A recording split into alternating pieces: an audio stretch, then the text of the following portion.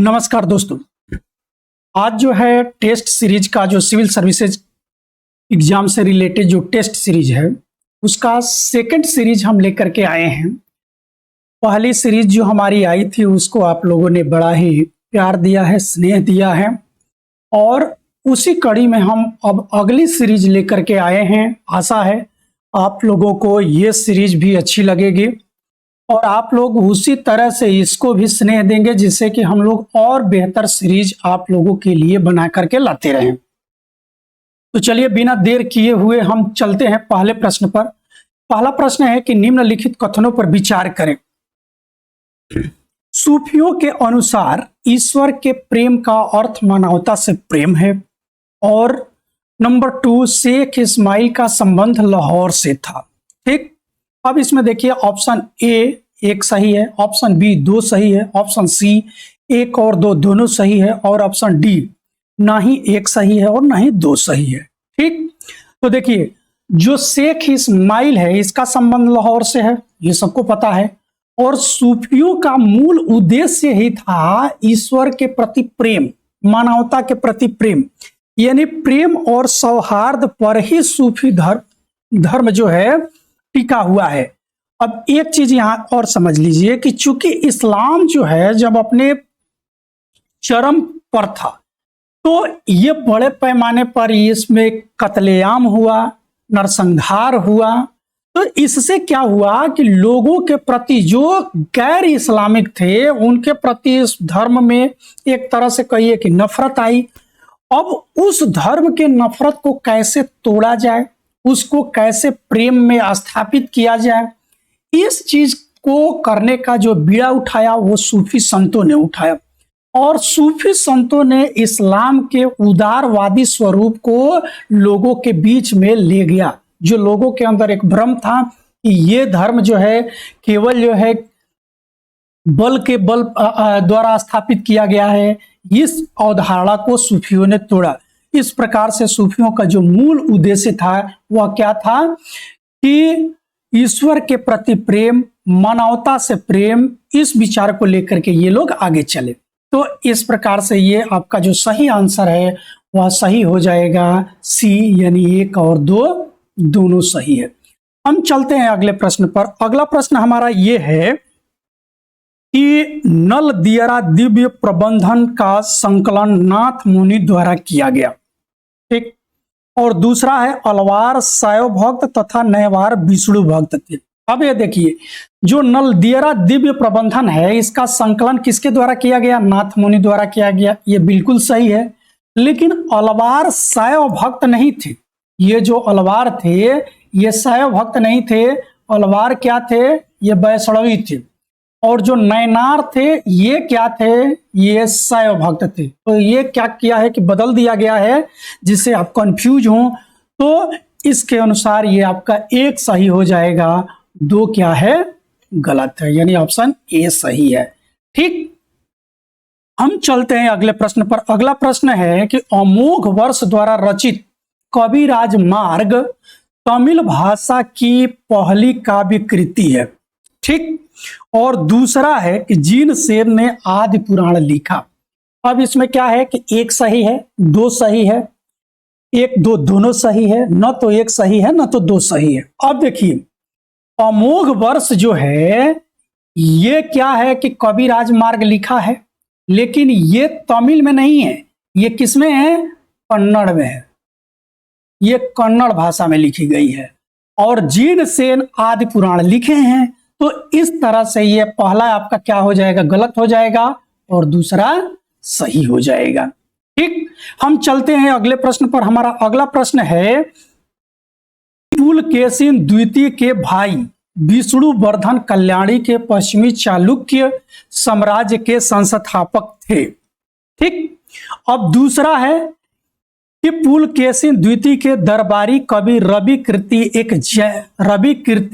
एक जैन ने एहोल शिलालेख की रचना की। ठीक, अब ये देखिए अब इसमें जो है पहला आपका डायरेक्ट गलत हो गया। दूसरा है कि एहोल अभिलेख की रचना किसने की थी? तो एहोल अभिलेख की रचना किया है रवि कीर्ति। तो इस प्रकार से ये क्या हो गया कि एक गलत और दूसरा सही हो गया। ठीक है, हम चलते हैं फिर अगले प्रश्न पर। हमारा अगला प्रश्न है कि निम्नलिखित कथनों पर विचार कीजिए। निम्नलिखित कथनों पर विचार कीजिए। ये क्या है? कह रहा है कि निजामुद्दीन औलिया चिश्ती संप्रदाय से थे। बिल्कुल सही है कि निजामुद्दीन औलिया चिश्ती संप्रदाय से थे। सूफीवाद ने अपने अनुयायियों के बीच असहिष्णुता की भावना भी सिखाई। अब ये देखिए, ये डायरेक्ट गलत हो गया, क्योंकि मैंने पहले ही आप लोगों से बताया कि सूफीवाद जो है प्रेम और सहिष्णुता पर आधारित है। तो असहिष्णुता जैसे ही आया, ये क्या हो गया? गलत हो गया। अब क्या हुआ कि निजामुद्दीन औलिया चिश्ती संप्रदाय से हैं। इनकी जो मजार है ये कहाँ पे है? दिल्ली में है। ठीक, और निजामुद्दीन औलिया के बारे में कई सारी चीजें जो है प्रचलित है। निजामुद्दीन औलिया का जो शिष्य है अमीर खुसरो है, और अमीर खुसरो ही कहा था, जब औलिया से वो इतना प्रभावित था, औलिया से इतना प्रभावित था कि औलिया का जब देहांत हो गया तो अमीर खुसरो ने अपनी एक रचना में कहा कि गोरी सोवे सेज पर मुख पे डाले केस, चल खुसरो घर आपने रैन भया यह देश। यानी जब औलिया का देहांत हो गया तो उसी देहांत पर इसको उसने उद्घाटित किया, और कुछ ही दिनों बाद यानी अमीर खुसरो भी अपने शरीर को त्याग दिया। अमीर खुसरो और औलिया की दोनों की मजार जो है दिल्ली में है, निजामुद्दीन में। ठीक है, अब इस प्रकार से ये आपका जो सही ऑप्शन है वह है एक। ठीक, देखिए अमीर खुसरो से बहुत सारी जो चीजें हैं वो क्या है कि संबंधित है। अमीर खुसरो पे बहुत सारे प्रश्न पूछे भी जाते हैं, तो आप लोग अमीर खुसरो को थोड़ा अच्छे से पढ़िएगा। फिर अमीर खुसरो को जिनको क्लियर नहीं होगा कमेंट करिएगा, मैं और सारी चीजें जो है क्लियर कर दूंगा, क्योंकि यहाँ थोड़ा समय कम है, इसलिए मुझे तेजी से चलना पड़ रहा है। बहुत सारी चीजें मैं नहीं बता पा रहा हूं समय अभाव में, क्योंकि वीडियो लंबी हो जाएगी। तो चलिए अगले प्रश्न पर हम चलते हैं कि निम्नलिखित कथनों पर विचार करें। रामानुज ने 12वीं शताब्दी में विशिष्टाद्वैत का उपदेश दिया। ठीक, दूसरा है कि माधवाचार्य ने द्वैत यानी द्वैतवाद के सिद्धांत का प्रचार किया और वेदांत के द्वैत स्कूल के प्रमुख प्रस्तावक थे। देखिए रामानुज 12वीं शताब्दी में विशिष्टाद्वैत से संबंधित, इसमें तो कोई कंफ्यूजन नहीं है कि विशिष्टाद्वैत का संस्थापक कौन है। क्लियर? तो फर्स्ट सही। माधवाचार्य द्वैताद्वैत के संस्थापक, यह भी क्लियर। और यह प्रश्न याद रखना है कि द्वैत स्कूल के प्रमुख प्रस्तावक भी थे। इस प्रकार से ये आपका एक और दो दोनों सही हो जाएगा। ठीक, देखिए प्रश्न जो है अच्छे बनाए गए हैं, मेहनत से बनाए गए हैं, तो इसलिए आप लोग जो हैं यदि इस वीडियो को देख रहे हैं तो थोड़ा वीडियो को लाइक कर दीजिएगा, जिससे कि हम लोगों का भी कॉन्फिडेंस बना रहे, जिससे कि हम आगे भी और ऐसा प्रश्न आप लोगों को लेकर के आए जो कि आप लोगों के एग्जाम की दृष्टि से बेहतर हो, आप लोगों की तैयारी जो है कंक्रीट वे में आगे बढ़े। आप लोग अपना सुझाव जरूर दीजिएगा। ठीक है, वीडियो को लाइक कर दीजिएगा, दोस्तों के बीच में शेयर करिएगा और कमेंट और सुझाव जरूर लिखिएगा। ठीक है, चलते हैं अगले प्रश्न पर कि निम्न कथनों पर विचार करें। रामानंद का जन्म इलाहाबाद में हुआ। ठीक, रामानंद का जन्म इलाहाबाद में हुआ। अगला है कि रामानंद रामानुजाचार्य से प्रेरित थे। अब देखिए ए सही है, बी दो सही है, सी एक और दो दोनों सही है, और डी न तो एक सही है न तो दो सही है। अब एक चीज देखिए, रामानंद का जन्म जो है कहां पे हुआ था? ये इलाहाबाद में हुआ था। ये रामानुजाचार्य से प्रेरित थे, ये भी बात क्लियर है। और दूसरी चीज एक चीज और है कि रामानंद का जो श्रेय है ये क्या है कि भक्ति पहले दक्षिण भारत में ही थी, लेकिन भक्ति को दक्षिण भारत से उत्तर भारत में जो लाने का श्रेय जाता है वो किसको जाता है? रामानंद को ही जाता है। ठीक है, तो कभी ये पूछ लिया जाए कि भक्ति को उत्तर भारत में लाने का श्रेय किसको जाता है? रामानंद को ही जाता है। ठीक, तो एक और दो दोनों सही है। अब चलते हैं हम अगले प्रश्न पर कि मोहम्मद गजनवी भारत पर आक्रमण करने वाला पहला तुर्की था। ठीक, दूसरा क्या है कि महमूद गजनवी ने मुल्तान को सोने का शहर कहा। देखिए, तो मोहम्मद गजनवी जो है भारत पर आक्रमण करने वाला पहला तुर्की, ये तुर्की है। यदि पूछ लिया जाए कि भारत पर आक्रमण करने वाला पहला मुस्लिम आक्रमण कौन था, तो मुस्लिम आक्रमण में कौन से मोहम्मद बिन कासिम आ जाता है, ठीक, कि 712 में किया। लेकिन यदि कहा जाए कि भारत में पहला अरब आक्रमण कहां हुआ था, तो वह केरल में हुआ था। ये चीजें याद रखिएगा। और इसी बात को यदि पूछ लिया गया कि भारत में पहला तुर्की आक्रमण कौन किया, तो ये मोहम्मद गजनवी है। ये क्लियर। मोहम्मद गजनवी ने मुल्तान को सोने का शहर कहा, ठीक। ये मुल्तान को सोने का शहर, स्वर्ण द्वार के नाम से भी जाना जाता है। तो इस चीज को याद रखिएगा, यानी ये दोनों सही है, एक और दो दोनों सही है, ठीक। जिस तरह से देखिए कि मुल्तान को स्वर्ण द्वार के नाम से जाना जाता है, कनौज को कानकुब्ज के नाम से जाना जाता है, असम को कामरूप के नाम से जाना जाता है, ठीक है ना। तो इसी तरह से तमाम ऐसे शहर हैं जिसको कि अलग अलग नामों से जाना जाता है। हम समय समय पर उन सारे चीज को एक एक करके बताएंगे, आप लोग देखते रहिएगा, ठीक। अगला प्रश्न है कि निम्नलिखित कथनों पर विचार करें। बाबर भारत में मुगल साम्राज्य का संस्थापक है। बाबर तैमूर अपने माता की ओर से और चंगेज खान अपने पिता की ओर का वंशज था, ठीक। अब ये देख लीजिए, अब ये कह रहा है कि बाबर जो है मुगल साम्राज्य का संस्थापक था, इसमें तो कोई शक नहीं है, ये बिल्कुल क्लियर है कि बाबर जो है मुगल साम्राज्य की स्थापना किया। कब? ये 1526 में जो पानीपत का प्रथम युद्ध लड़ा, इसमें इब्राहिम लोदी को हराया, लोदी वंश का नाश किया और एक नवीन साम्राज्य यानी मुगल वंश की स्थापना की, ठीक। तो ये सही। बाबर अपनी आत्मकथा जो है लिखता है क्या? तुजुक-ए बाबरी। तुजुक-ए बाबरी जो है किसमें लिखी गई है? चतगाई तुर्की भाषा में लिखी गई है और इसमें दो हिंदू शासकों का उल्लेख करता है। कौन? राणा संगा और कृष्णदेव राय के बारे में बात वो करता है, ठीक है। अब ये कह रहा है कि बाबर तैमूर अपने माता की ओर से नहीं, तैमूर ये पिता की ओर से था और चंगेज खान माता की ओर से था, ठीक है ना। तो ये चंगेज इसके जो है ये मातृपक्ष से उस वंश से थी और तैमूर ये पितृवंश की ओर से। तो ये दो बड़े जो है योद्धाओं का खून इसके शरीर में दौड़ रहा था, इसीलिए इसने एक उत्तम रणनीति से युद्ध किया और भारत पर यह विजय भी प्राप्त किया था, ठीक। तो ये क्या हो गया? आपका दूसरा गलत हो गया, यानी ए सही है। चलते हैं हम अगले प्रश्न पर। हमारा अगला प्रश्न है कि जलालुद्दीन फिरोज खिलजी वंश के संस्थापक थे। जलालुद्दीन फिरोज खिलजी वंश के संस्थापक थे और कह रहा है कि शांति का पालन करने और हिंसा के बिना शासन करने की इच्छा रखने के कारण उन्हें क्षमादान जलालुद्दीन भी कहा जाता है, ठीक। तो देखिए ये जो है जलालुद्दीन है, ये खिलजी वंश का संस्थापक है, क्लियर है। और यह जो है खून खराबे से बड़ा डरता था, ये नहीं चाहता था कि खून खराबा किया जाए जिस तरह से अन्य शासक जो है ये चाहते थे। इस प्रकार से ये हमारा क्या हो गया? एक और दो दोनों सही हो गया, यानी सी ऑप्शन सही हो गया। अगले प्रश्न पर चलते हैं कि बाबर के बारे में निम्नलिखित कथनों में से कौन से सही है। अब ये देखिए फिर दूसरा प्रश्न आ गया। ऑप्शन ए कह रहा है कि वह अरबी और फारसी का प्रख्यात विद्वान था, उसकी मातृभाषा चतगाई तुर्की थी, उसे स्टेट मैन के नाम से जाना जाता था, उन्होंने अपने स्मरण तुजुक-ए बाबरी अरबी भाषा में लिखी, ठीक। तुजुक-ए बाबरी अरबी भाषा में लिखी। अब ये देख लीजिए ये तीन चीजें तो सही है।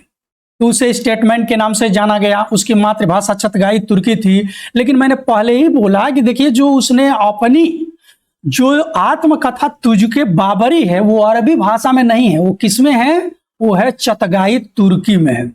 ये तुर्की चतगाई तुर्की वो अपने ही मातृभाषा में उसने उसको लिखा है, ठीक। तो इस प्रकार से ये सही आंसर हो जाएगा आपका 1, 2 और 3, ठीक। हम चलते हैं अगले प्रश्न पर। हमारा अगला प्रश्न है कि रजिया सुल्तान का शासन काल क्या था?